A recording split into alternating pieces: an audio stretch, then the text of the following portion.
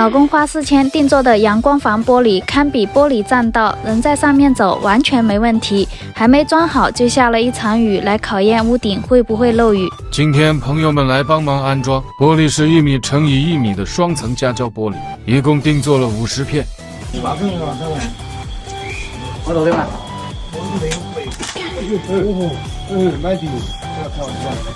安装玻璃前要贴一层双面胶，把玻璃放上去，双面胶上面也要撕开，这样才不会漏雨。这样放上去就好了。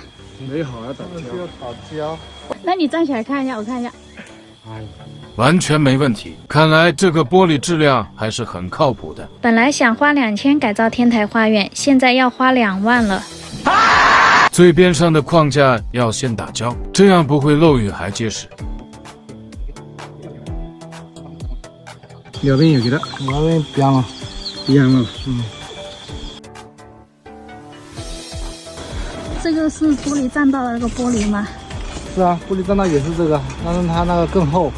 最近福建天气每天都是40多度高温，这么热的天能一起干活的，那都是生死之交。哇，这天气太热了！赶快进来呀！你什么时候又买了这么多可乐？这可是我趁仲夏季在抖音商城秒杀频道买的可乐，清爽无比，气泡绵密，这么一箱竟然不到9块9，真的超值！我也太会省钱了。这么便宜，你怎么买的？现在点商城进入秒杀频道，或者直接点评论区就能超低价入手9块9省钱攻略的官方限量补贴零食，9块9，好吃好喝好玩，让你爱上这个绚烂的夏天。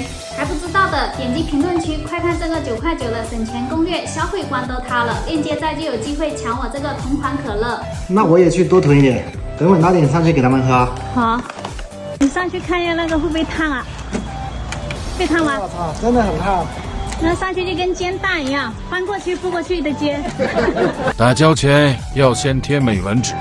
玻璃一装太好看了，如果做一个鱼池，鱼儿在空中游，一定很美。你看，真的好漂亮啊，像天空之镜一样。开始打胶了。打胶的时候一定要把玻璃的缝隙打满胶，这个不是玻璃胶，好像是什么幕墙胶，不会漏雨，也不会被风吹跑。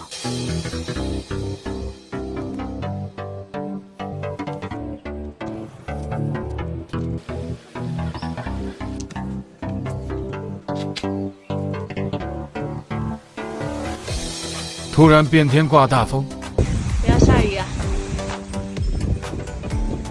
还是没人阻止，下了一场阵雨，玻璃都还没打胶，全湿了。